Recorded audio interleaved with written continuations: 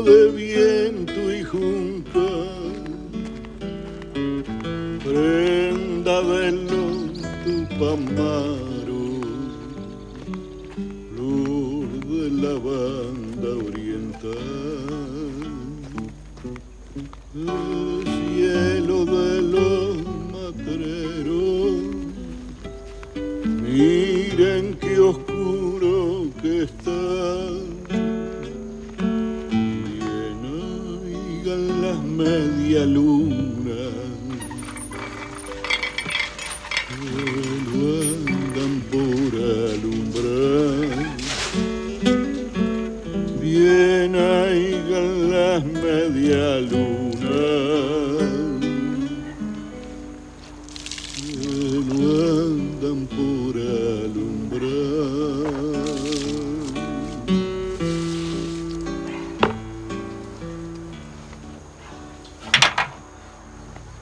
Pasa nada.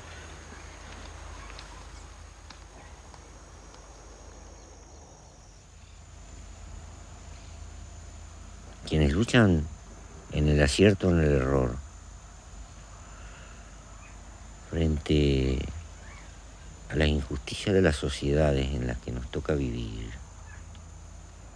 quienes discrepamos con el mundo en el que vivimos,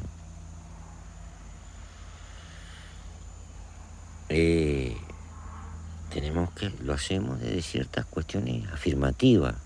Una de ellas es la vida y la felicidad humana. Estas cosas estaban inmanentes, nacían en nuestra propia lucha.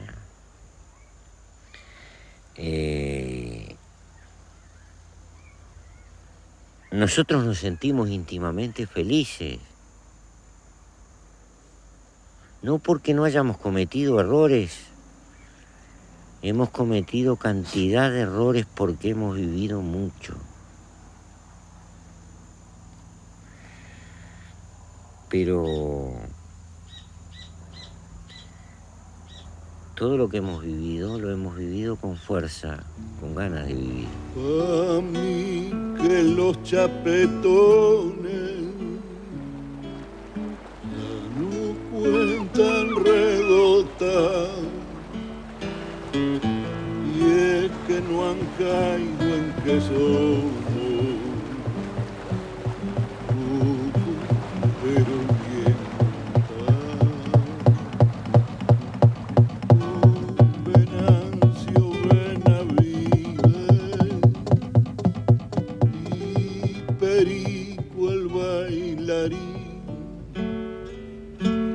saldremos a chuza y bola, a gata suena el clarín, saldremos a chuza y bola, a gata suena el clarín.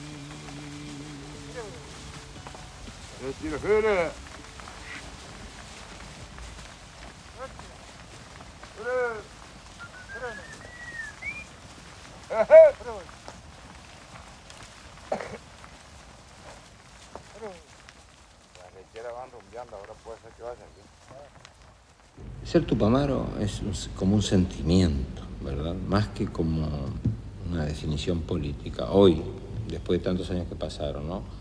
Miles de tupamaros y tupamaras se sienten tales, se autodefinen tales, se identifican como tales. Lo cual no quiere decir que ellos estén hoy organizados dentro de lo que se denomina Movimiento de Liberación Nacional Tupamaros. Yo pienso más que los que estamos organizados en el MLN somos una minoría de los tupamaros. Nosotros no renegamos de la forma de lucha, nunca. En el pasado pudimos haber tenido aciertos y errores, pero no renegamos de la forma. Lo que en esta etapa adoptamos otro camino porque se adaptaba mejor a la etapa. Pero no sabemos, yo que sé, a fin de siglo qué es lo que va a pasar. El mundo cambia a una velocidad que es casi imprevisible saber lo que va a pasar. Yo pienso que nosotros tenemos que hacer un gran esfuerzo por incorporar gente joven, por transmitir nuestra historia, pero también por absorber las necesidades. Nosotros somos muy sensibles a las necesidades de la sociedad, pero también pienso que el contingente joven es lo que le va a dar continuidad a todo esto, si no nosotros corremos realmente serios riesgos de convertirnos en un registro histórico, ¿no?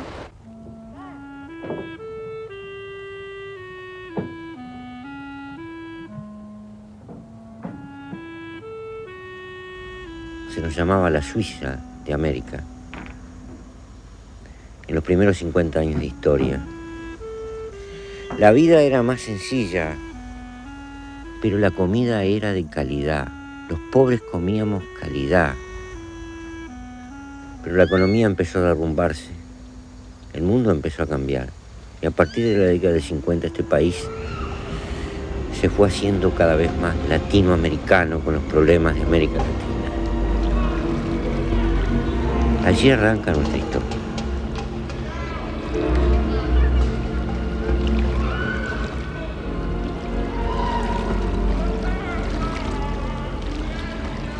Bueno, yo creo que ni yo ni mis compañeros y mis compañeras que fundaron el MLN éramos algo especial, distinto a cualquier joven. Éramos normales y diríamos que en lo que me es personal yo creo que tupamaro por casualidad. Yo tenía otros planes, otros planes para mi vida. No pensaba nunca ni ser guerrillero, ni dedicarme a la política, pero creo hubo un filósofo que dijo: el hombre es él y su circunstancia. Aquí hubo circunstancias políticas, económicas, sociales y morales que hicieron que este país dejara de ser lo que era y comenzara a entrar en la crisis general de toda América Latina, y entonces aquella juventud que de pronto tenía otros planes, que de pronto tenía otros proyectos de vida, tuvo que dedicarse a esto, y luego fue también producto de esas circunstancias.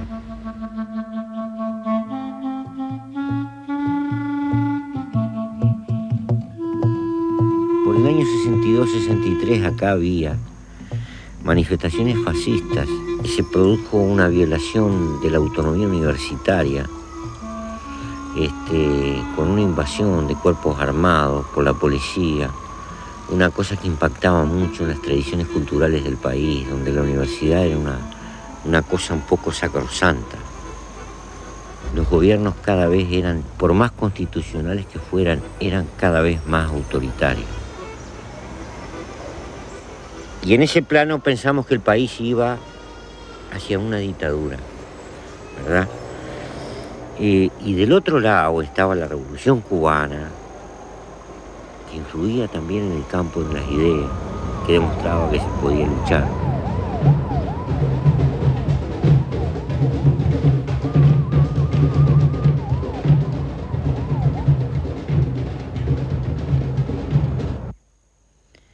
En ese marco, quienes teníamos una estrategia defensiva de respuesta armada, partíamos de este principio.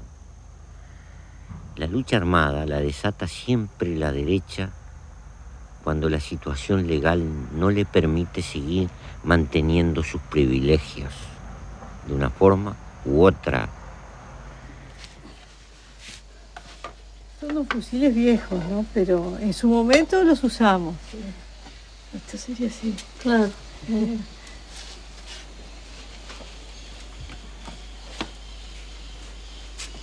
Pero con la mira para arriba, ¿no? En realidad. Sí, así. No tiene que... Ahora sí. Y este es el proyectil.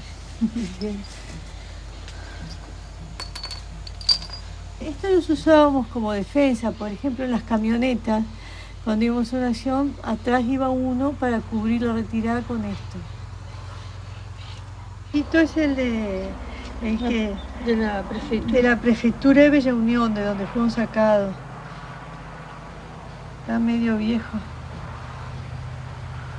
En realidad yo sabía tirar con rifle 22 y eso desde chica. Y después me enseñaron en el MLN. Había instrucción militar. Había instrucción militar. ¿Entendés? Es decir, te explicaban cómo era un arma, cómo funcionaba, las posiciones de tiro. desarmaba. Después se hacía tiro al blanco. Y bueno, y después ibas Y después a ya la- la práctica. a la práctica. Que te Que enseñan. siempre es distinta porque tiene imprevisto. Pero bueno.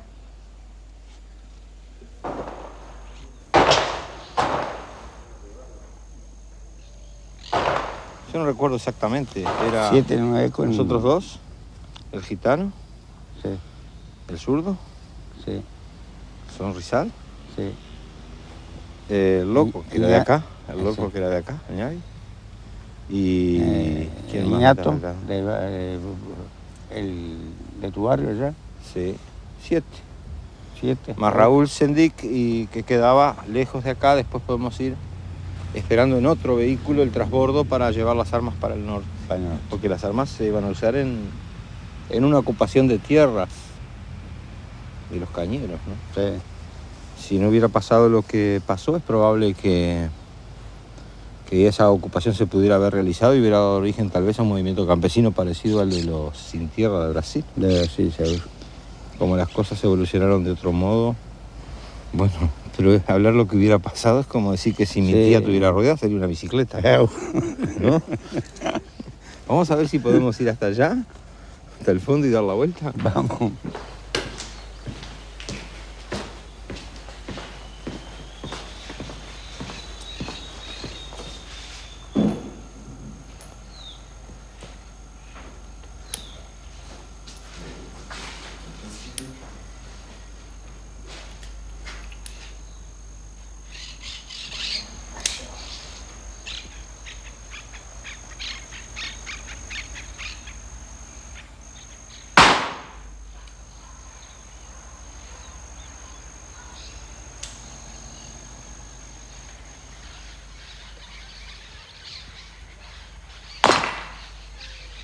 Bueno, nosotros en esa época todavía no estábamos en la comisión, éramos muy jóvenes. Muy jóvenes.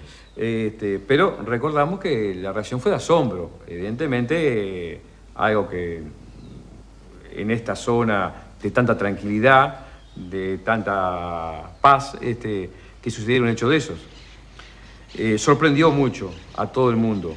Mirá si nos llevan preso ahora por venir otra vez al tiro piso a robarlo. No, ya porque somos muy viejos. Ya. Da lástima.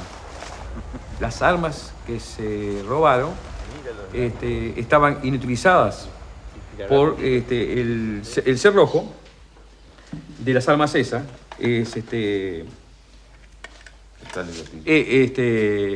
Estaban en la comisaría, seguro. Solamente el arma.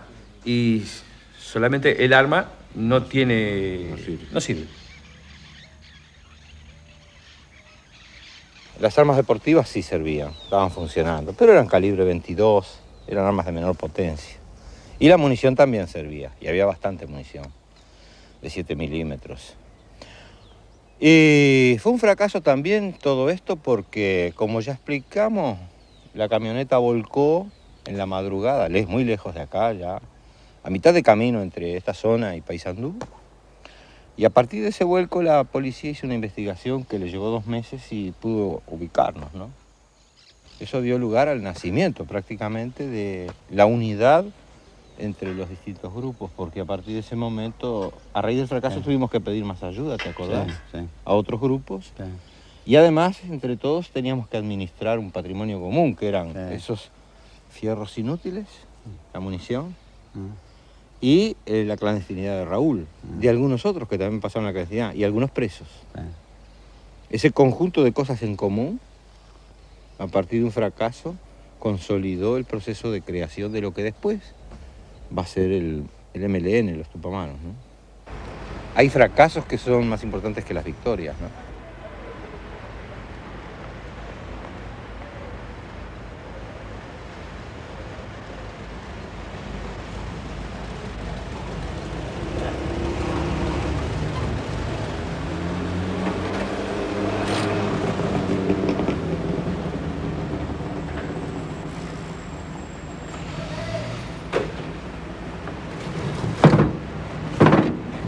los compañeros que las tenían las escondieron para que no cayeran en el poder de la represión y nunca cayeron. Compañeros murieron, otros desaparecieron y algunos que todavía recordaban en el lugar donde habían sido escondidas la lograron encontrar. De modo que para nosotros son un símbolo porque si bien ya no sirven, nunca fueron entregadas, nunca cayeron.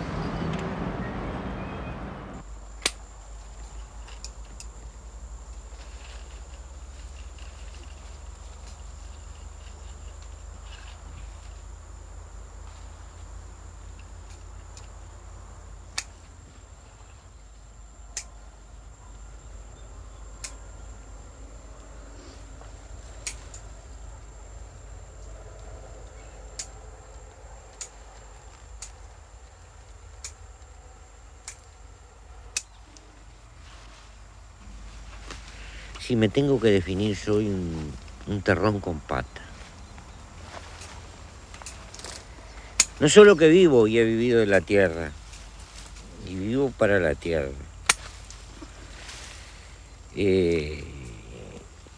Todo hombre necesita un margen de felicidad personal, sea consciente o no. Siempre busco de hacerme un rato para hacer aquello que me gusta. Es la forma de definir la libertad humana. Mi libertad la consigo en las horas que trabajo en la tierra. Hoy, como tuve mucho tiempo en los años del calabozo, he intentado conocerme. Y en eso estoy.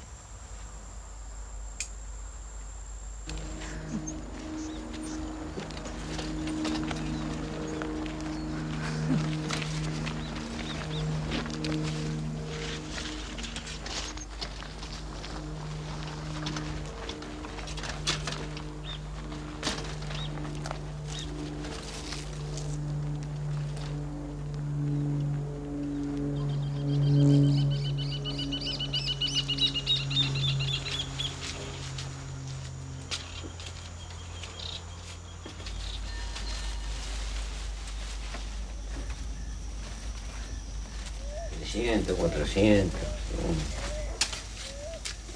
más o menos. Si hay alguna fecha especial, preparamos más. Depende de la altura del mes y de las fechas, ¿viste? Y de lo que tengamos. Y de lo que tengamos, lo que llevamos. A fin de mes está bravo porque no hay plata. Acabó la plata. $1. Más o menos.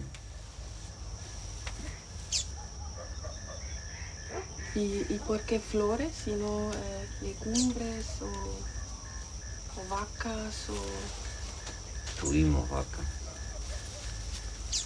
Las Flores flores. porque teníamos el oficio viejo. Porque donde yo nací vivía la colonia japonesa. Y algo aprendimos ahí. Y porque es más intensivo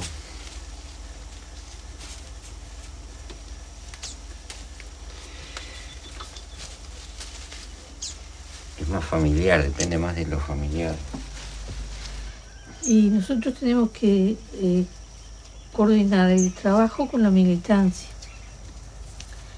Las flores no se van, están ahí, se quedan. Si tenemos que salir, se quedan. Eso también. Nosotros pensábamos tener un poco de tambo acá, porque se presta el lugar, pero no pudimos. La vida. Si estuviéramos solo dedicados al campo, Sí. sería muy distinto. Si no fuéramos militantes, Pero tendríamos además alguna vaca lechera. como la principal tarea nuestra es la militancia, esto es un medio de vida nada más. Tenemos que adaptar un trabajo que nos sirva para vivir y bueno. Nos da porque somos muy humildes. Claro. consumimos poco. Nosotros nos planteamos consumir lo justo. Claro, porque si no tenemos que trabajar demasiado y no podemos militar. Entonces estamos fritos. Ni disfrutar la vida ni nada.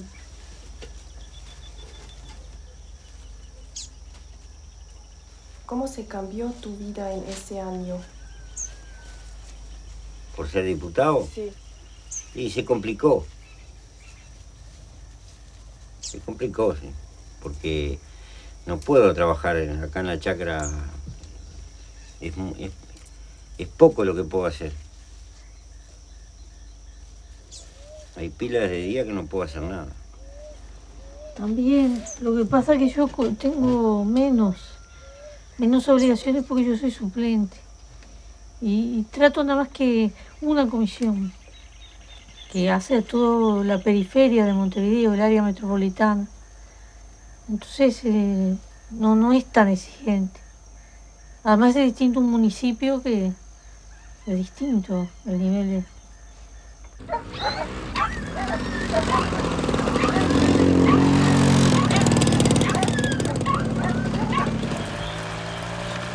Este país tiene 16 millones de hectáreas.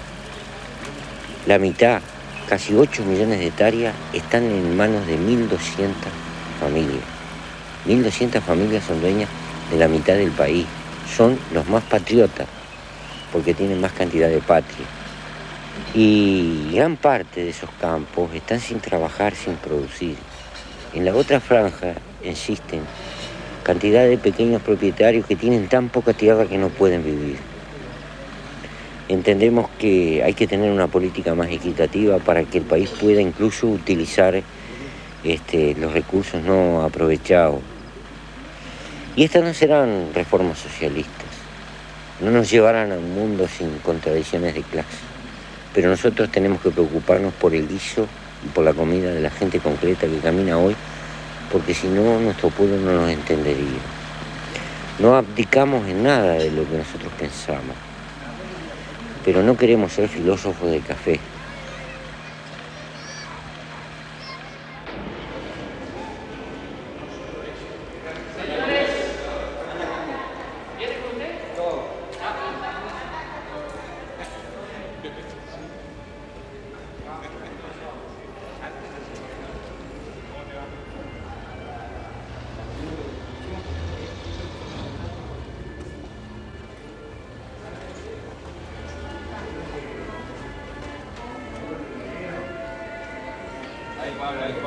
Bueno. ¿Cómo anda? Tengo que hablar con usted, Cacho. ¿Sí?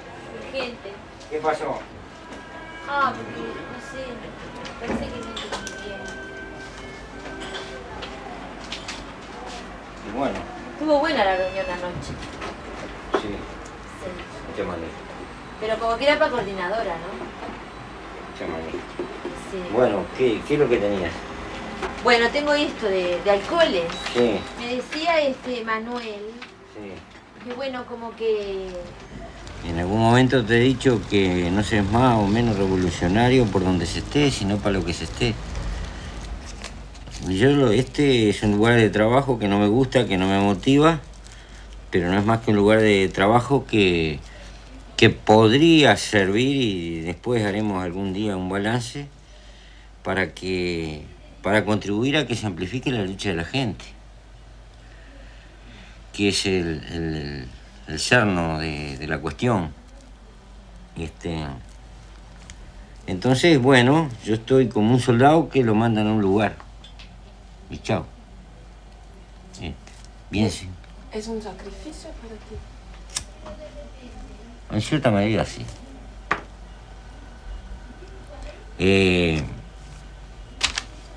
Tenemos un dicho viejo: no se cambia de matungo en la mitad del río. No sé cómo se traduce. Y yo ya estoy casi al final del viaje. Entonces me piden algo que me cuesta mucho. Tal vez si me hubiera agarrado con años menos, de pronto la historia podría haber sido distinta. Pero bueno, las cosas se dieron así y está. ¿Qué preferías entonces? Hacer trabajo social y con gente, la gente común y corriente que tiene problemas en los distintos puntos de este país.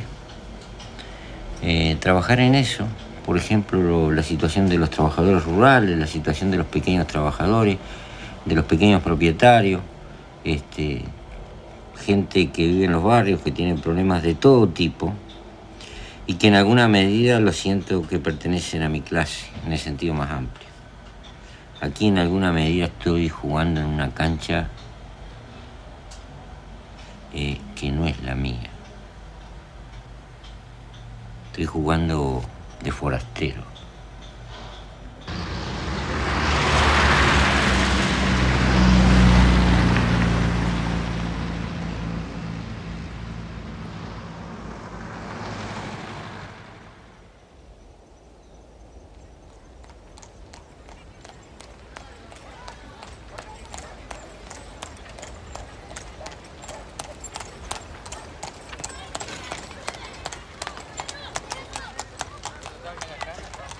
Y yo era muy joven, fue hace 30 años, ¿no? Y nosotros hicimos un pedido a Manzanares, porque era la fecha de las fiestas, y vino el camión de Manzanares, allí donde ella dice, en la calle Timbúes. Ahora cambió mucho, porque yo estuve en aquella esquina y está todo cambiado. Y bueno, lo apretamos, éramos unos cuantos muchachos jóvenes. Y nosotros teníamos miedo que los vecinos no vinieran a buscar, pero no, en menos de 5 minutos o 10 minutos... Se llevaron todo. No quedó nada en el camión. Sí. Es verdad. Y bueno, era una ayuda. Toda la gente iba, porque había mucha necesidad en ese tiempo, como hay ahora. Y bien, ahí siempre vino el camión y todo el mundo iba a agarrar su paquetito, porque venía paquetito y daban esto, lo otro, juguetes, muchas cosas para comer y eso. Y la gente, nosotros después rajamos por acá hasta París y Sarabia, y de allá teníamos unas motos y nos fuimos rajando. Y la gente, cuando atravesamos todo, que estaba menos poblado que ahora, era más chico, por eso yo les digo a ella que esto creció, da lástima. Nos decía gracias, vuelvan otra vez. Es verdad, un camión de Manzanares. Sí.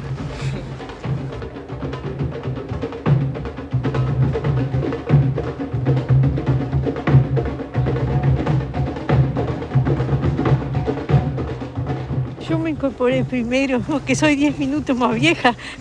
Nací 10 minutos antes. Y un poco a través de la militancia estudiantil.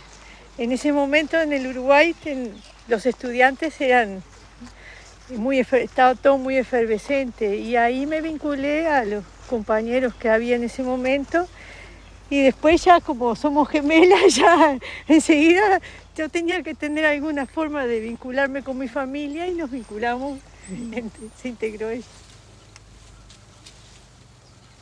La primera tarea que me tocó a mí de falsificar documentación, que era muy buena la falsificación, la verdad que siempre supo engañar al enemigo. Se reprodujeron todos los documentos de uso nacional, la cédula de identidad, el pasaporte, documentos de libreta de conducir, de sociedades médicas, de club deportivo, porque cuando te piden documentos, si tú abres un portadocumentos, si tenés varios documentos, la persona piensa, no, esto todo falsificado es demasiado. Nosotros en aquellos años, por la década del 60, precisábamos muchos vehículos y preferentemente utilizábamos Volkswagen, escarabajos y también camionetas, Folky, esencialmente porque en primer término las levantábamos de los lugares de estacionamiento que había en las calles, eran muy comunes. Los compañeros que exploraron y trabajaron en el interior, por ejemplo, Tenían que resolver el problema de los abastecimientos de comida para grupos guerrilleros poco numerosos que se movieran en ese lugar tan solitario, ¿no? En un país donde hay vacas. Entonces el problema de la carne es el problema de la conservación de la carne. Los acomodábamos, le cambiábamos un poco, le retocábamos la pintura. Algunos de ellos le cambiábamos la numeración, le hacíamos libreta y los volvíamos a una especie de legalidad hasta que convenientemente los utilizábamos. A algunos se le ocurrió algún día la idea de que, bien, nosotros podíamos cazar vacas, comer lo que necesitáramos en el momento y cómo conservar después el resto de la carne sin que se descompusiera para que el grupo guerrillero tuviera autonomía. E inventaron la posibilidad, o se les ocurrió la idea, la posibilidad de pasar la carne de esa vaca por una máquina de picar carne y fabricar chorizos, ¿no? Fabricar embutidos en la guerrilla. Habíamos hecho una pequeña herramienta que encajaba justo atrás de la llave y enseguida quedaba en contacto. Pero compraron una pequeña máquina de cocina familiar, chiquitita, ¿no? En la que pusieron ahí, era una manija, pum.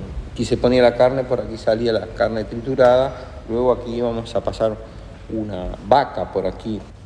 Sabemos que, enterado de ello, alguna agencia de publicidad alemana de la época se utilizaba en Europa como elemento de propaganda, recomendando las bondades que los tupamaros acá en Uruguay lo preferíamos como marca. Pero convencido de que la lucha tenía que ser posible de cualquier modo, les decía, bueno, aunque ustedes no lo crean, por esta pequeña maquinita, cuando lancemos la lucha armada van a pasar muchas cabezas de ganado, miles de cabezas de ganado. Después, por el hecho de preferir tanto el Volkswagen, tuvimos que cambiar de marca, porque eso nos empezaba a identificar y ser más versátiles. Pero cumplieron toda una época.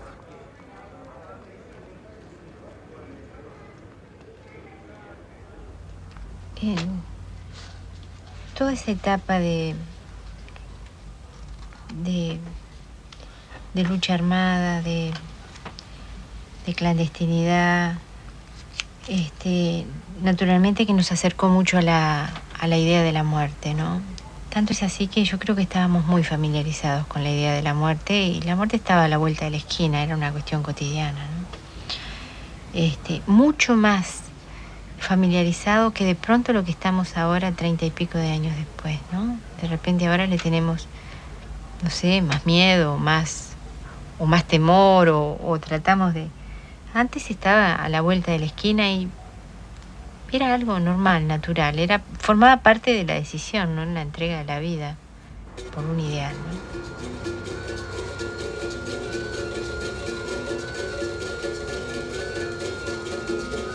Zwischen 1968 und 1971 verübten die Tupamaros 23 Waffen- und Sprengstoffdiebstähle und 105 Anschläge gegen Einrichtungen der USA, der Polizei, der Militärs.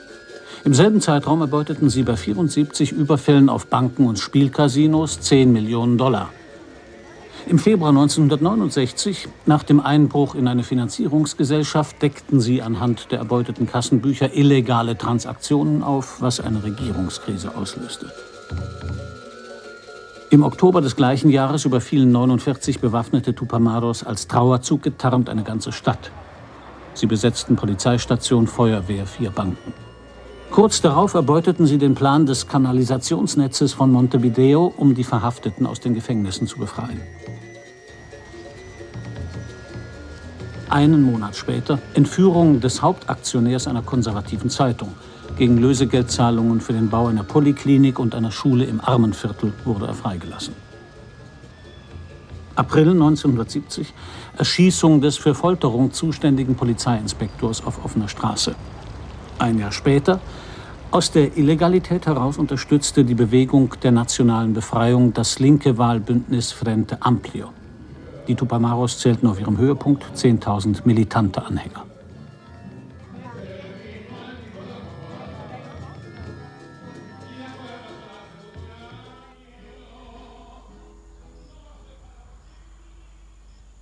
La utilización de ciertas acciones armadas, ilegales, nosotros las utilizábamos como una herramienta de finalidad política. El objetivo inicial no es la destrucción de un eventual enemigo, sino que el objetivo primordial es despertar la conciencia nacional. Por eso las acciones tienen que ser simpáticas, tienen que ser entendibles, tienen que no ser cruentas, tienen que ser inteligentes, tienen que ser finas, tienen que ser no brutas y agresivas, sino entendibles para el común de la gente. Una cosa es la eventual ilegalidad y otra cosa es la brutalidad, que es una cosa distinta, que nos alejaba de la forma de percibir que tenía nuestra sociedad. Entonces, más que una guerrilla, somos un movimiento en su origen de políticos con armas. Y eso le dio una característica a todos nuestros años iniciales muy distinta.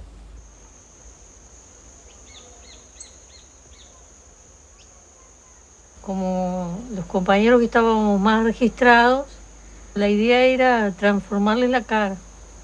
Entonces algunos compañeros médicos empezaron a estudiar cirugía plástica, que había muy poco acá en Uruguay, porque no era que fueran malos médicos, eran muy buenos médicos, pero no sabían eso. Bueno, y ahí empezaron a operar los compañeros, a tratar de modificarlos un poco para un problema de seguridad, ¿no? Curiosamente, a mí me tocó llevar a la gente a hacerse los cambios. Entonces me acuerdo perfectamente cómo eran las viejas narices y cómo eran las de después y cómo eran las operaciones y cómo... No, lo mío es todo igual.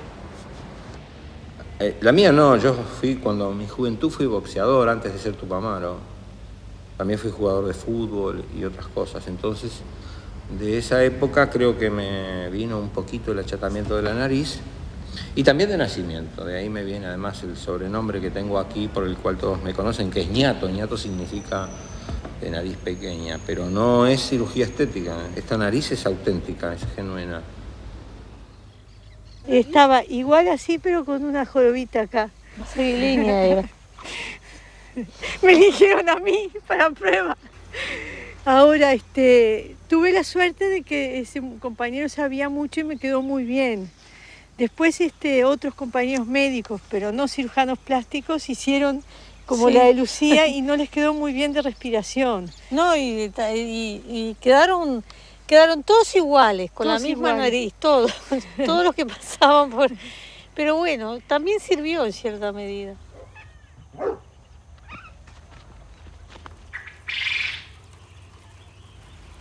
Nos conocimos en el MLN, en la militancia.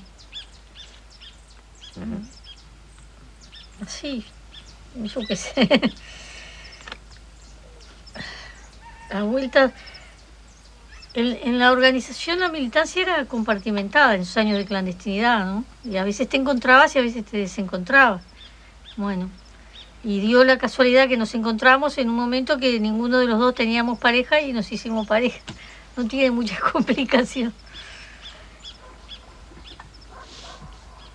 ¿Y estaban en la misma columna? En ese momento sí. Él era el responsable político mío. Militar y político, digo. ¿Y cuándo fue? Fue en el año 72. En el 72, sí. ¿Y había un momento, una acción donde había los dos? Yo creo que nunca, ¿no? No, solo aquel auto que vos levantaste para la General Leche. Ah, sí. Nosotros, lo que pasa es que los grupos de acción operaban con un núcleo, vamos a decir, estable, y cuando precisaban refuerzo venía otra gente. Entonces, una vez el grupo en el que yo estaba precisaba un apoyo y él estuvo en una parte de la cosa. Y yo estuve en una parte de Pándola, de levantar los autos. Pero siempre así. Y después, cuando la fuga de la cárcel, yo estaba en la acción y él era fugado. Ahí estuvimos más coordinados. Yo venía de afuera y él de adentro. Esa es la acción más linda que hicimos, de que yo participé, va. La fuga. Voy a empezar a llamar allí al local a eso del mediodía para ver si vino este asunto. ¿Está? Chao.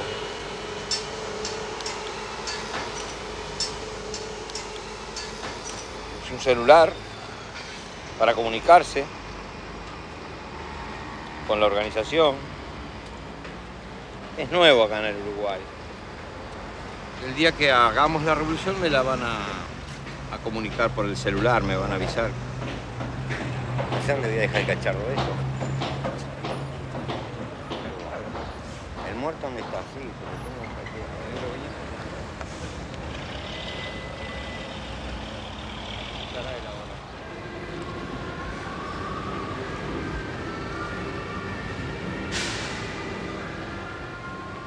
y los muros seguían ahí, ¿no? Los muros para allá y para allá. Dejaron solo eso, estaban los portones. Allá por donde está la puerta aquella de vidrio sería el centro 1, ¿no? Sí. ¿Eh? Sí. Aquí. Ese portón, los muros continuaban así, lateralmente. Creo que era un portón de hierro de 2 hojas. Y hacia allá estaba lo que se llamaba el centro 1, ¿no? Es decir, una cuestión radial desde donde se veía en todos los ámbitos de la cárcel. Había una puerta de rejas también después de esta. Otro portón de rejas, más allá, por donde está el ascensor, más o menos. Por acá entraba la visita, vamos.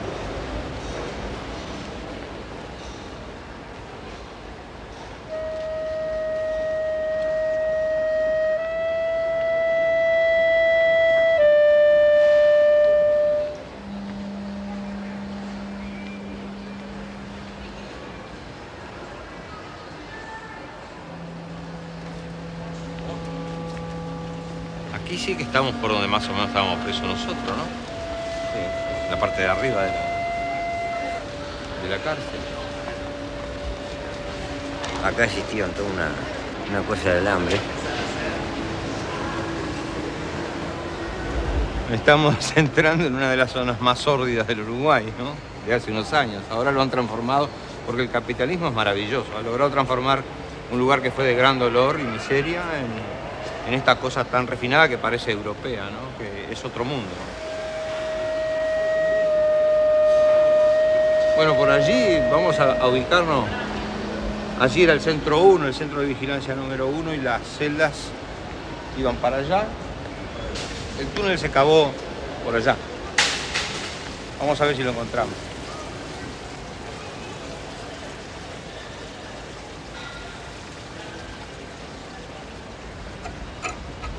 Empezamos el 11 de agosto y terminamos el 7 de septiembre. 42 metros aproximadamente. Participaron muchos, siguen rotando. Porque nosotros agujereamos todas las celdas.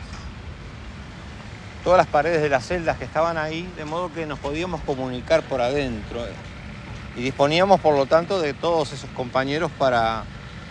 Luego agujereamos los pisos y los techos de las celdas hacia abajo, y aquí abajo comenzamos el túnel, aproximadamente ahí donde están esas cuerdas colgando, ¿no? Habíamos vaciado prácticamente todas estas celdas, todo esta ala. 111 compañeros que estaban recluidos ahí.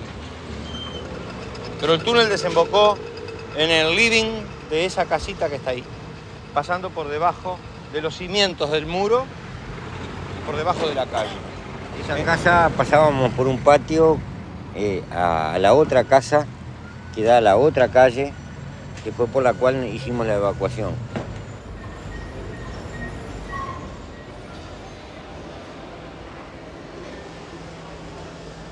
¿Tú te acuerdas de la cifra? No me acuerdo, yo sabía el metraje cúbico. Nosotros habíamos calculado, la tierra cuando se excava se multiplica el volumen de 1 a 3. Y teníamos calculado la cantidad de metros cuadrados que podíamos disponer, de tal manera de que, vista la celda desde adentro hacia afuera, no se viera. Y como teníamos cada una de las paredes con una abertura que habíamos hecho, serruchando las paredes, ahí aprendemos que las paredes se serruchan como si fuera un madero. Sacábamos un bloque completo y por ahí íbamos pasando la tierra en bolsita, la comprimíamos abajo de las cuchetas y al final llegamos casi al límite de toda capacidad. Teníamos tierra por todos lados. En la guía Guinness de los récords mundiales, hasta hace poco, no sé ahora si alguien lo habrá batido, figuraba el récord mundial de fugas masivas, esta, junto con una de una cárcel política en Irán.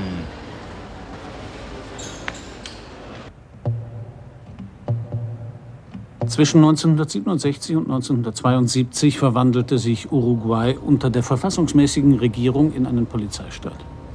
Der Präsident hatte die Grundrechte außer Kraft gesetzt. Linke Organisationen, kritische Zeitungen und sämtliche Synonyme für das Wort Guerrillero wurden per Dekret verboten. Hausdurchsuchungen und Verhaftungen wurden ohne richterliche Genehmigung durchgeführt. Es galt Versammlungsverbot. Nach einem 2000 Tage dauernden Ausnahmezustand wurde 1972 der innere Kriegszustand erklärt. Wer der Subversion verdächtigt wurde, kam vors Militärgericht.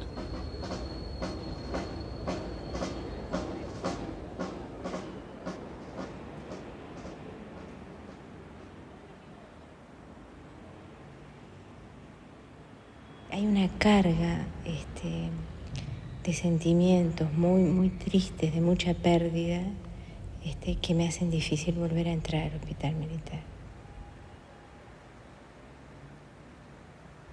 Sigue siendo como una boca de lobo, porque es el terreno de ellos. Ahora no estamos en guerra, pero los actores de aquel entonces todavía estamos vivos, ¿no? De un lado y de otro. Y la última sala era la sala 8, a la izquierda. Ahí pasé varios meses y llegaba gente herida todos los días. Si ellos querían que viviera, lo llevaban para ese hospital. En el tiempo en que nació mi hija, estaba allí internado. Había muchos compañeros, ¿no? Eran compañeros que estaban heridos en acción, en el momento del apresamiento, o torturados, ¿no? Y después de enfermedades normales que se fueron dando a lo largo de los años por el desgaste natural de la vida carcelaria. Ese fue el último periodo. Yo entré en una especie de manía persecutoria y me aparecía un dolor, como un fuego, como un calor en los oídos. Y me imaginaba que habían puesto un aparato electrónico para controlarme, incluso en el campo del pensamiento. Y viví un periodo de cerca de 2 años muy difícil, donde en los momentos que estaba más lúcido me daba cuenta que corría peligro de destruirme.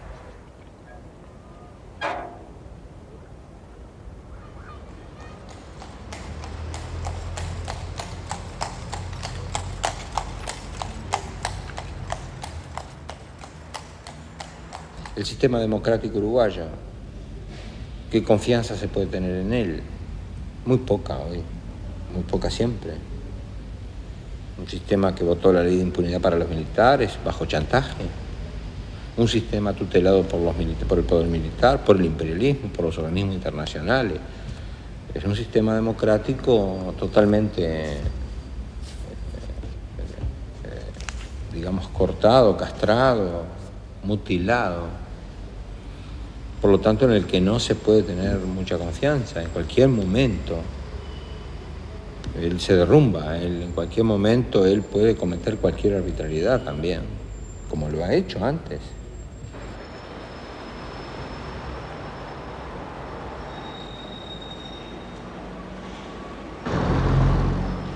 Llegamos a la conclusión de que para procesar un cambio en el Uruguay, que es lo que nosotros queremos, es decir, algún cambio profundo que toque la estructura económica y la distribución de la riqueza, debemos hacerlo con la mayor cantidad de gente posible, es decir, que tiene que ser de masas. Y para eso nosotros debemos estar metidos donde está la gente.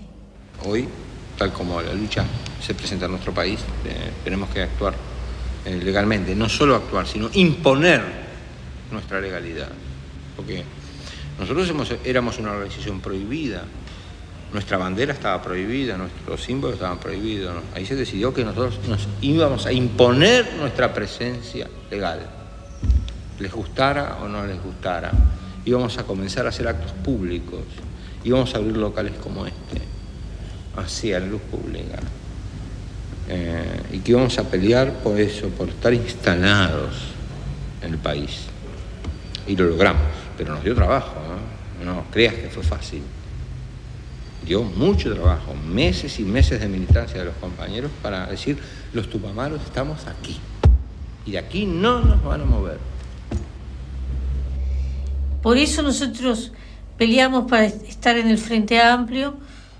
Estamos dentro de la Central Obrera, tenemos gente del movimiento estudiantil en los lugares de lucha social, es decir, allí donde haya algo organizado tratamos de estar. Cuando nos incorporamos a la lucha legal, nosotros también nos incorporamos al apoyo político y hasta electoral del Frente Amplio, que aglutina a toda la izquierda del Uruguay, y triunfamos. Hemos venido cada vez teniendo más votos y hemos llegado a ser el gobierno. En este lugar donde estamos ahora, lo que no somos nosotros, paradojalmente, de la ciudad, ¿no? Por lo tanto, somos gobierno también de esos lugares que antiguamente nosotros asaltábamos. Mañana podemos ser gobierno del Uruguay. Nosotros corremos el riesgo de ser el gobierno del Uruguay. Las elecciones pasadas, en 1994, no llegamos a ser gobierno por muy pocos votos.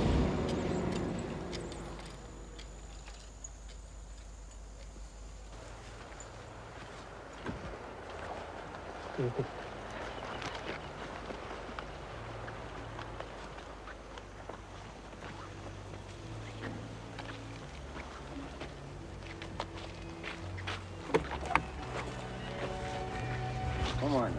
¿Cómo está, diputado? ¿Cómo se va cómodo atrás? No, no.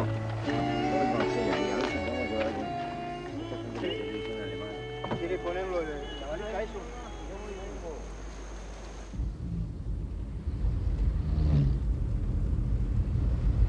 Yo voy a San Leopoldo, allí voy a un congreso del movimiento de los Sin Tierra, que tuvieron la deferencia de invitarme. Es el primer viaje que hago al exterior desde que soy legislador y prácticamente ni pensaba, siendo legislador, ir a ningún lado. No, la corbata no tengo, voy a un país tropical. El día que nos saquemos la dependencia cultural en muchas partes de América, a la corbata le prenderemos fuego. Si tuviéramos nuestra propia personalidad definida, es ridículo. Alguna vestimenta que puede tener su sentido en los países templados y templados fríos, empiezan a ser ridículas en América Latina, con estos soles.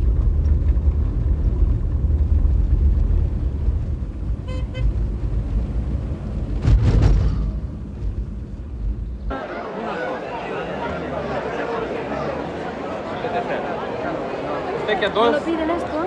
Bueno, perdón, amigo. Es un pasaporte diplomático, debe ser probablemente el único que hay en el mundo, con una foto de Ginny sin corbata. Bueno, Marco. representa una parte de mi pueblo y creo que en la situación nuestra el quedarnos en parlamentario sería ridículo, sino que el Parlamento sirva para expresar muchas luchas anónimas que existen en nuestra sociedad. Si no trabajo ni en la base del pueblo, no tiene sentido estar en el Parlamento.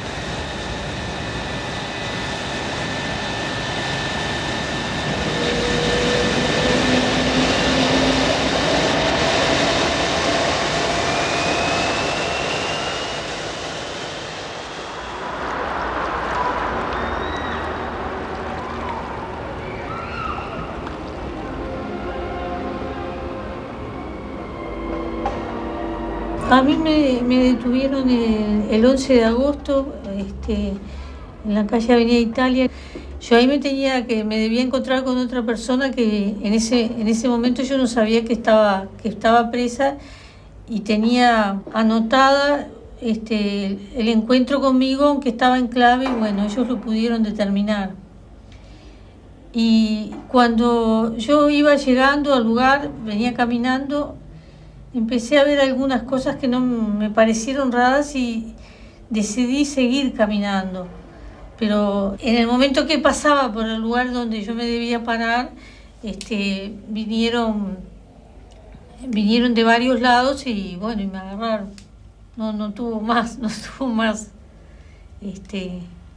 Ellos ya sabían a quién iban a buscar y todo, tenían claro quién era yo y todo. En ese momento igual no hubiera podido escapar porque estaba rodeada la zona que yo no había visto. Ellos estaban todos vestidos de civil.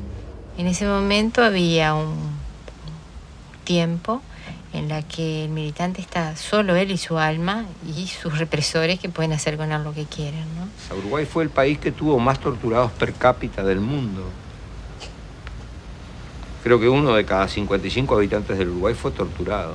Todos los militares de cualquier tendencia que existen hoy en Uruguay, los que hicieron carrera, los generales actuales, los coroneles, todos torturaron. Cualquiera sea la posición que tengan hoy. No se puede hacer carrera militar en un ejército golpista como el argentino, como el uruguayo, etcétera, sin que los oficiales se hayan enchastrado. Era parte del compromiso de ellos.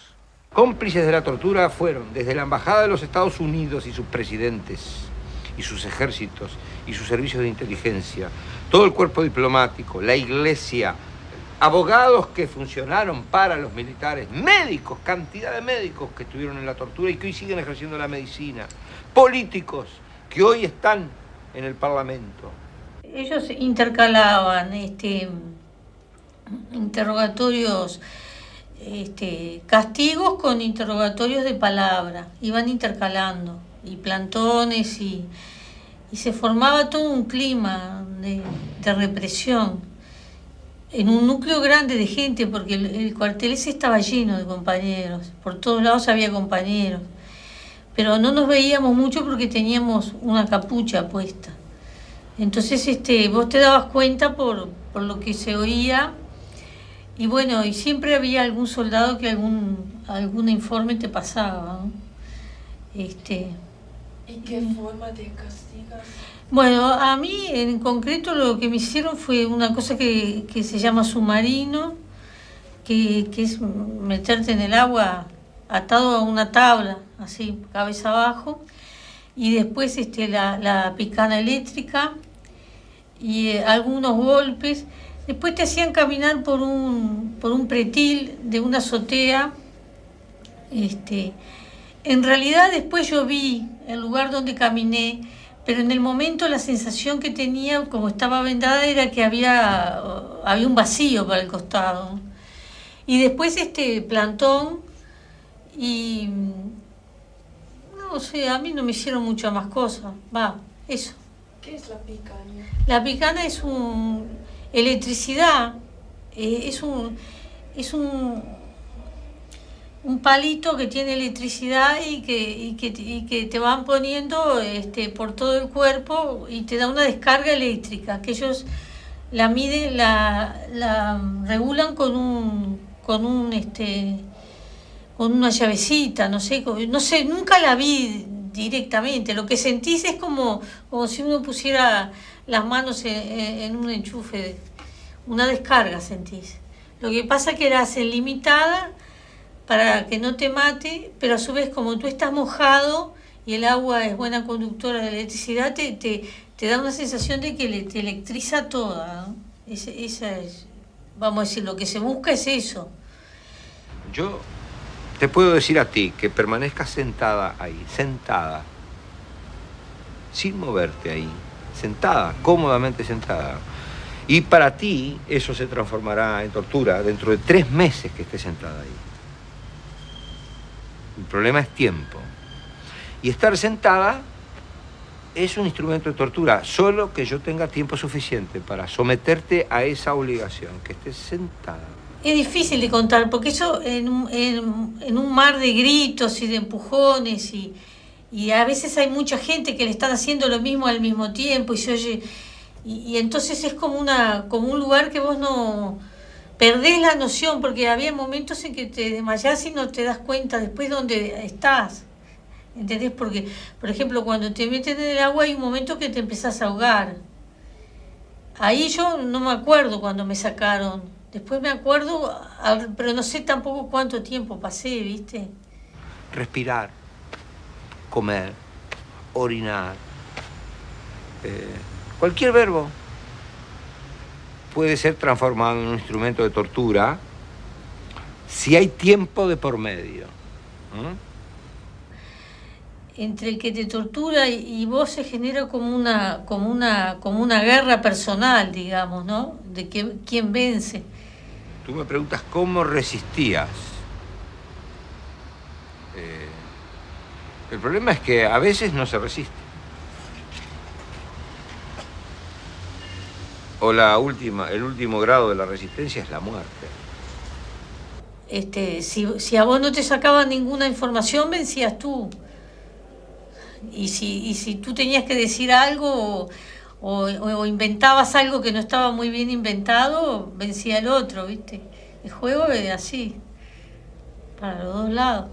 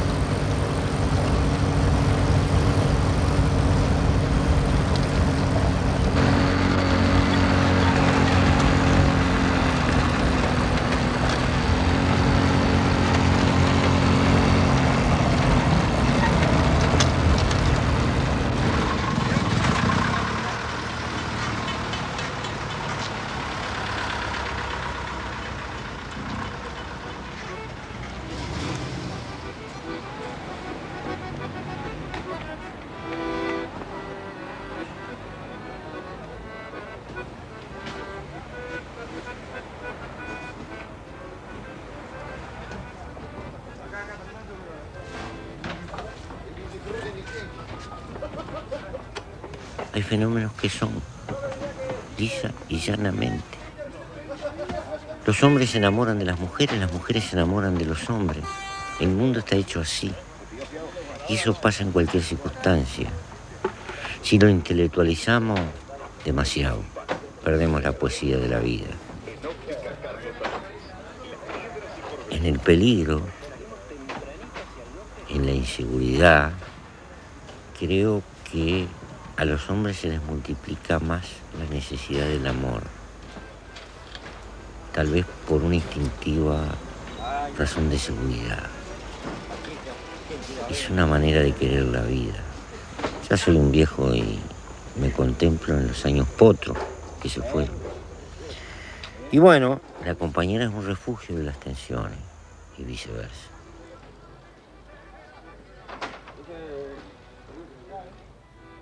La brisa, el tema de Francisco Canaro y Caruso, Alfredo de Angelis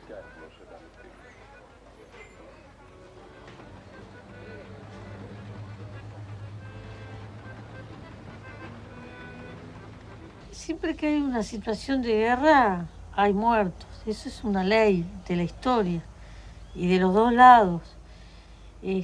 Nosotros, la precaución que tomábamos era que no hubiera muertos civiles. Después la dinámica de la lucha llevó a que hubiera algunos enfrentamientos y que hubiera algunas muertes decididas, o sea, ejecuciones que le llamamos nosotros. Sí. Pero siempre buscamos, en el caso de las ejecuciones, por ejemplo, hicimos un estudio pormenorizado de la persona y de las razones por las cuales debía ser ejecutado. El caso de Mitrione, por ejemplo, que era un agente del imperialismo que había estado enseñando en Panamá, en Brasil, y había venido a Uruguay a enseñar técnicas de interrogatorio y de tortura, era un personaje claro, ¿no? Que estaba claro que él tenía que ser, es decir, que era dañino para la población del Uruguay. Mitrione usaba una aguja debajo del cuello para explicarle a los futuros torturadores del Uruguay, que luego torturaron al país en masa, que la tortura debía hacerse científicamente. Entonces, con su aguja él torturaba, mostrando que lo que había que hacer era aplicar el dolor justo en el momento justo para obtener la información justa y necesaria.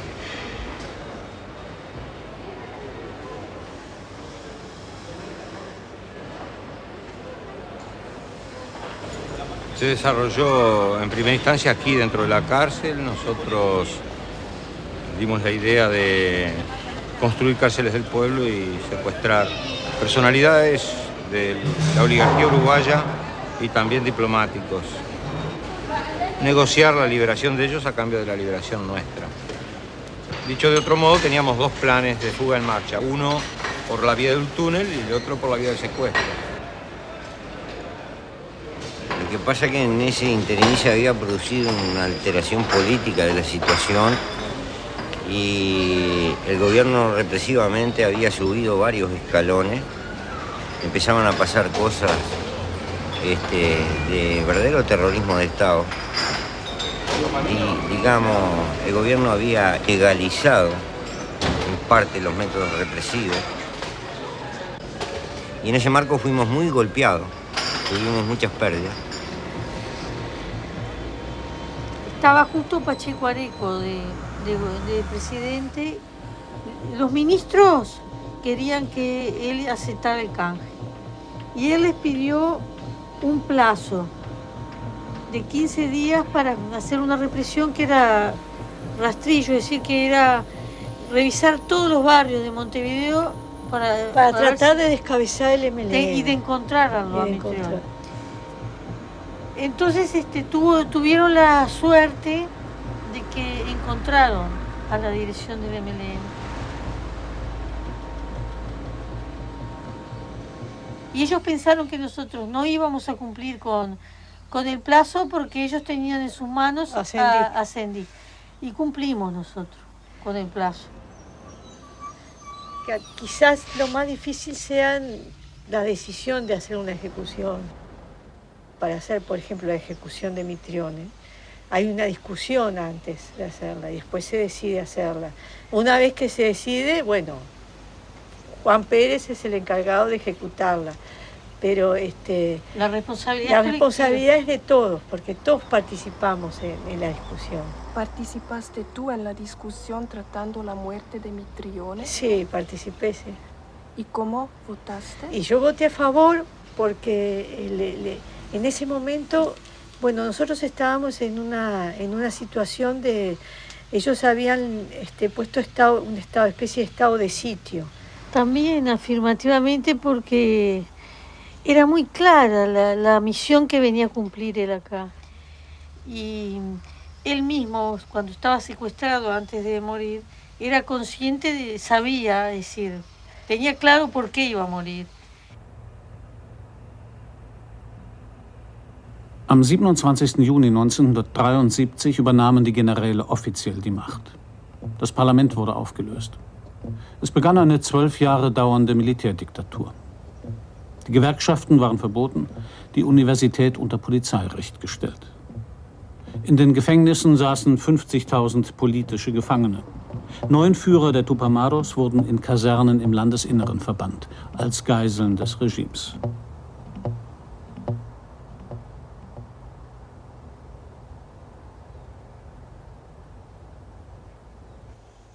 No se puede hacer lucha armada sin estrategia. Y creo que a determinada altura de los acontecimientos, de hecho, nos quedamos sin estrategia. Es la historia de cómo acumulamos un capital político importante, una influencia importante en el pueblo uruguayo, y cómo no fuimos capaces de prever lo que los propios acontecimientos iban a desatar. Lo que fue derrotado no fue solo el MLN, sino la izquierda, la universidad, la central obrera, todo. Los partidos políticos, incluso burgueses, también fueron derrotados por un golpe fascista de carácter militar, ¿no? Y la falta, creo que esto fue decisivo, de un aparato en la calle que sirviera desde el punto de vista militar para instrumentar la resistencia popular, determinó que cuando más el pueblo uruguayo dispuesto a resistir nos necesitaba, no nos tuvo. Y este es un error imperdonable.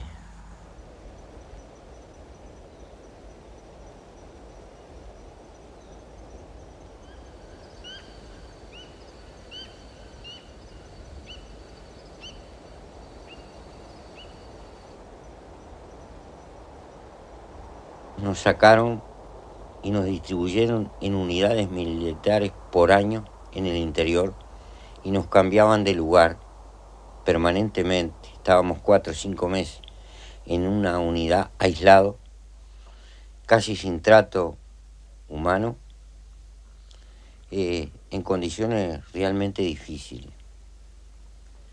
Y diría que hasta penosas. No me gusta hablar mucho de esto. Y no me gusta hablar porque nadie, quien lucha en el acierto o en el error, quien se enamora del cambio social y se considera revolucionario, tiene que tener el riesgo de la muerte y de la prisión como una de las eventualidades. Pero el hombre es un bicho raro. Hay gente que arriesga la vida por manejar un auto a 300 kilómetros. Arriesgar la vida por una causa hermosa parece bastante más racional.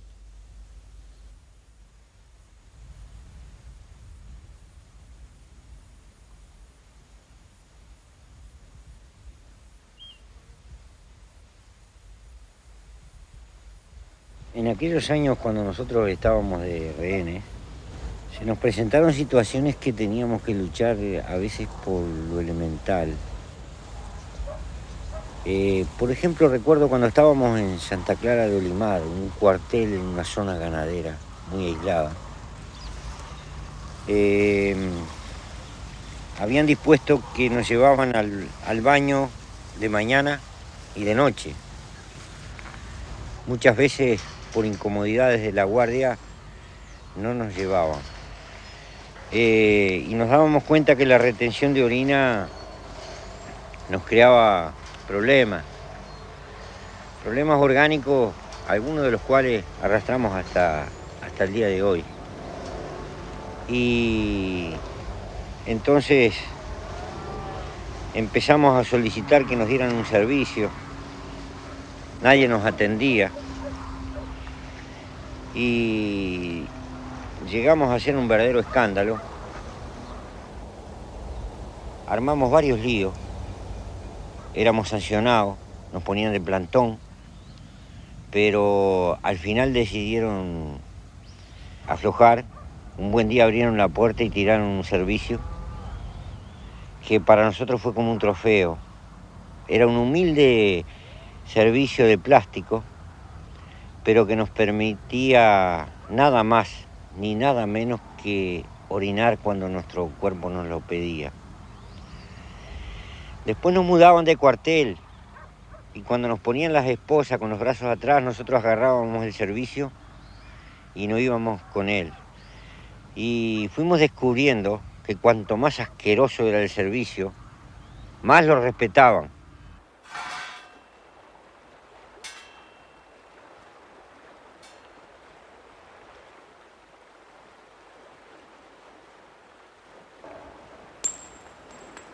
Estábamos en una unidad en el cuartel de Rocha, donde los calabozos estaban contiguos.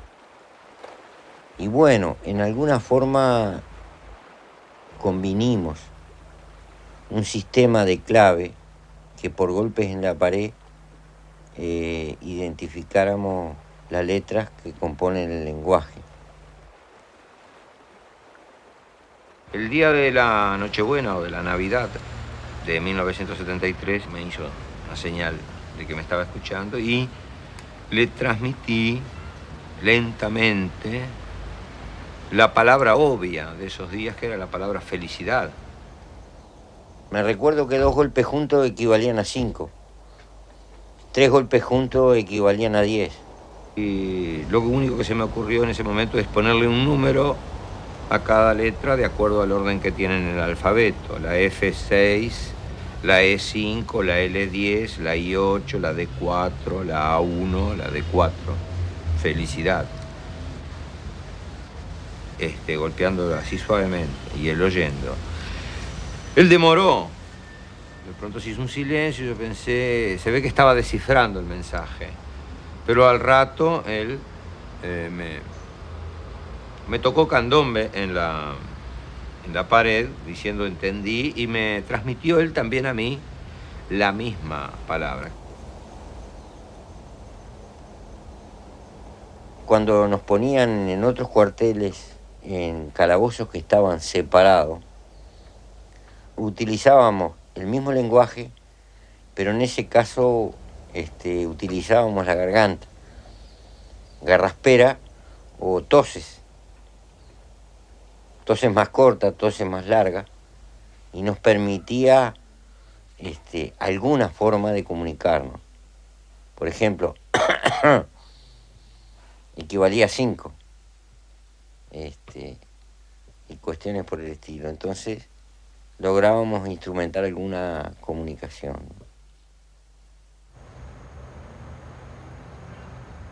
Y Mujica, que es un agricultor de toda la vida, pasaba sus largas horas de cautiverio imaginando plantaciones, crianza de cerdos, de aves, etcétera, ¿no?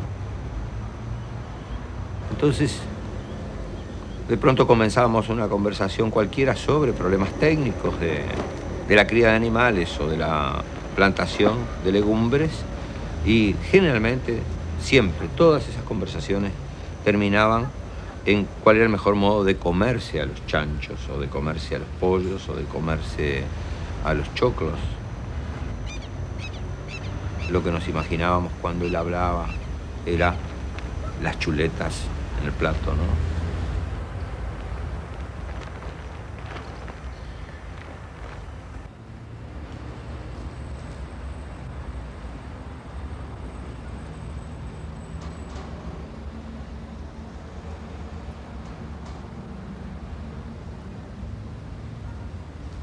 ¿Cómo le va? Encantado, un gustazo. Estos alemanes son medio locos. ¿Ustedes no se conocen de él? No, personalmente no. Yo a él lo conozco, pero de mirarlo y hubiera deseado poder ver todos los goles de él, pero no pude. Pero él forma una parte, vos formás una parte importantísima de mi vida. Nosotros estuvimos incomunicados 13 años, totalmente incomunicados, sí, ¿no? Incluso el tiempo a veces lo medíamos por los campeonatos mundiales, ¿no? De 4 en 4 años, y porque la prohibición de escuchar radios era total para los mismos soldados. Pero es imposible cumplir esa orden en el Uruguay. Y más con el fútbol, ¿no? Entonces, Morena era el grito que llegaba a los calabozos por las radios los sábados y los domingos, cuando hasta los soldados más disciplinados no cumplían la orden. Nosotros pasamos mucha hambre, ¿viste? En algunos momentos. Yo aprendí a dibujar estando preso. Aprendí a dibujar, ¿no? Y un día un soldado me vio dibujándote a vos. En una foto que había conseguido del suplemento del día. Y el soldado le gustó el dibujo y dice, ¿no me lo regala? No, lo vendo, le digo. Yo precisaba, ¿viste? Precisaba tabaco, precisaba hierba, precisaba comida. ¿Y cuánto es? Y media cebadura de hierba. Y se corrió la bola, ¿viste? En ese cuartel. Lo voy a decir ahora porque no importa, sí, ¿no? Sí. El batallón de ingeniero de combate de Paso de los Toros. Entonces todos me venían a comprar morena. En aquella época se discutían, en todo el país se discutía cuánto valía morena a los efectos de su transferencia internacional. Y había rumores permanentes, que lo venden para acá, que lo venden para allá, que tal equipo paga tanto, que en Italia pagan tanto, que en España pagan tanto. Siempre eran millones de dólares. Y yo lo estaba vendiendo allá en las catacumbas de los cuarteles del Uruguay por una cebadura hierba, un chorizo hervido con zumo en un casco de guerra, un huevo duro. Esa era la cotización de morena en los calabozos del Uruguay. El zumo, ¿no? Es ¿no? un calentador eléctrico en el agua. Entonces así se hace un chorizo. De millones de dólares pasábamos a... Sí, pero ojo. Da otro valor. Ojo, capaz que ese era... ahí salvaba una vida ese chorizo. Sí. Y bueno, yo te voy a regalar un libro que escribimos, en el cual contamos algo que fue verídico, ¿no? Para que veas que además no es de hoy. Cuando éramos chiquitos, para nosotros era un sueño estar acá. Y hacerle goles a Nacional a patada. Pero no pudimos, bueno, nos salió una chanca de Tupamaros y la vida fue por otro lado.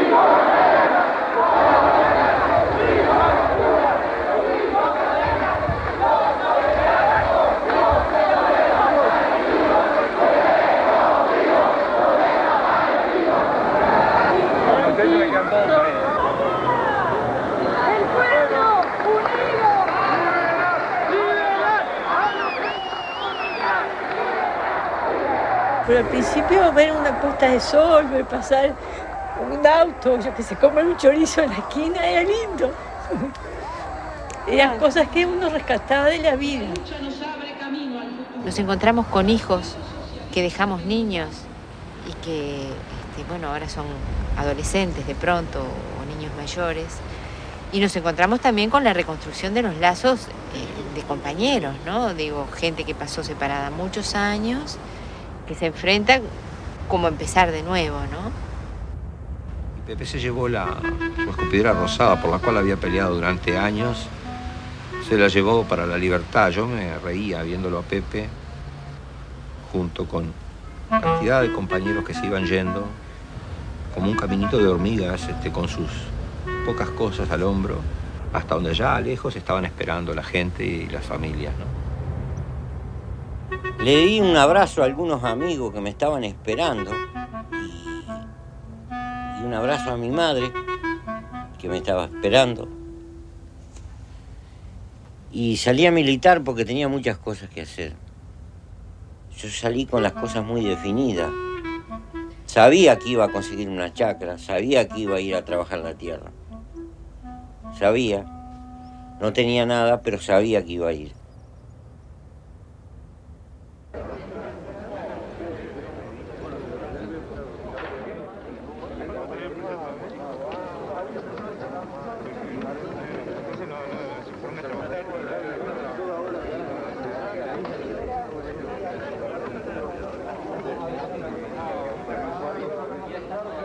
¿Estamos listos? ¿Estás listo, maestro? Colorado.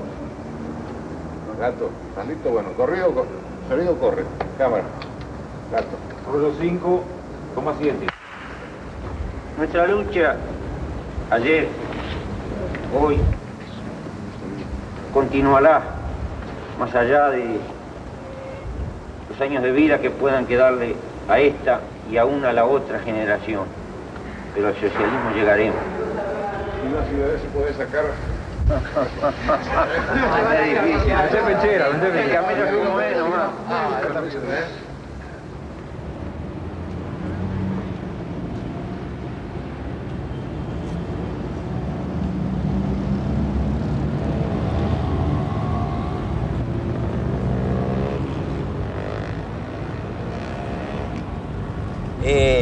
El asunto es bastante simple. Se iniciaba una legislatura.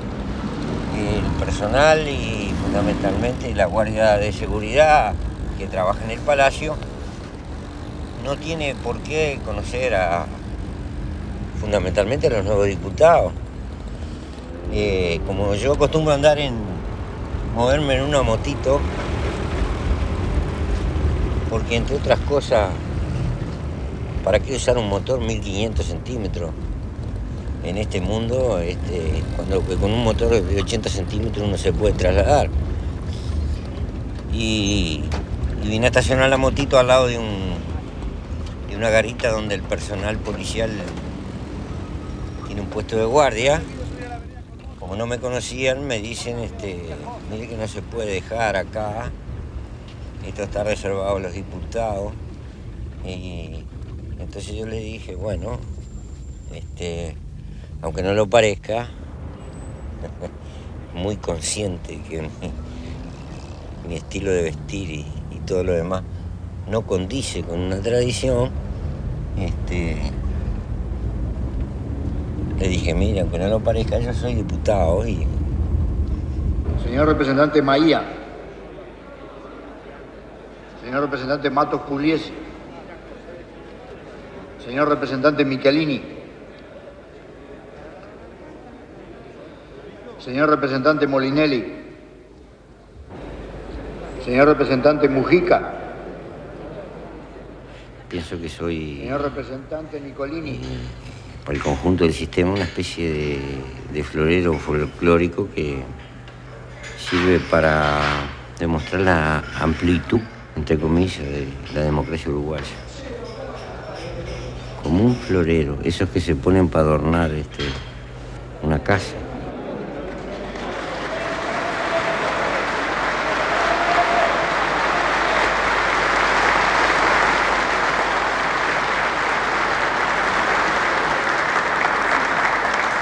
La democracia como filosofía no es una cosa terminada jamás. Participar en el juego de la democracia liberal no significa estar de acuerdo con ella. También hay que reconocer que la democracia liberal, con los enormes defectos que tiene, es un paso mucho más adelantado que es tener que soportar el fascismo.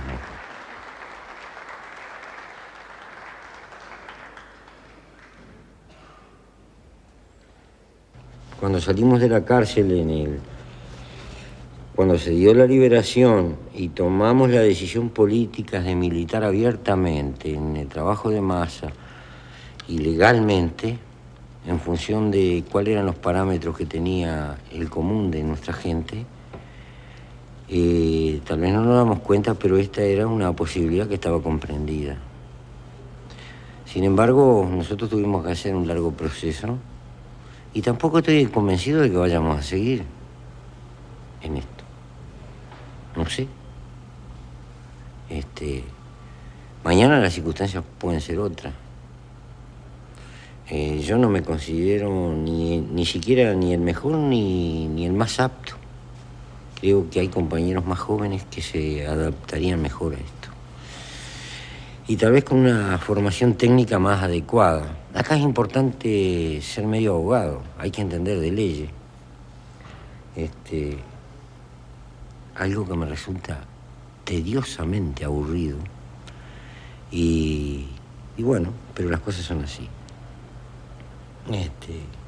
No sé. No sé qué nos depara el futuro. Lo que sé que mientras pueda voy a seguir. ¿Y tú estás elegido por cuántos años? Me quedan 4, pero tengo la opción de irme antes. No sé si soporto 4 años más acá.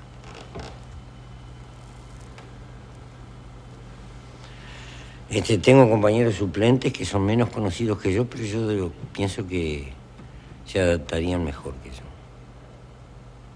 ¿Es una cuestión del carácter? ¿O? Sí, tiene mucho que ver con el carácter. Yo sigo siendo un campesino. Y bueno, no soy lo más adecuado para estar encerrado en este marmóreo edificio lleno de protocolo.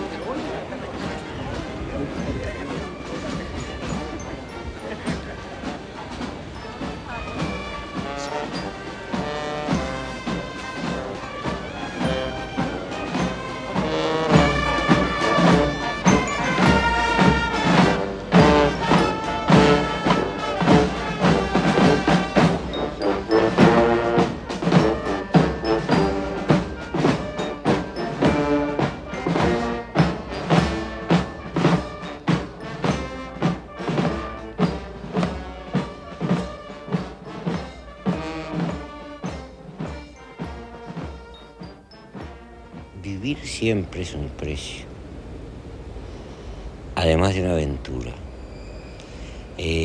No estoy desconforme con el precio que he pagado, al contrario, me siento gratificado. Soy casi un viejo feliz. Yo no traicioné a un jovencito soñador. Por eso para mí la lucha y los sueños son una gratificación, no son un castigo. Bueno, algunas horitas que he pasado de calabozo y algunas aventurillas de ese tipo, y que yo no creo que sean cosas dulces, pero son parte de mantenerse coherente con uno mismo.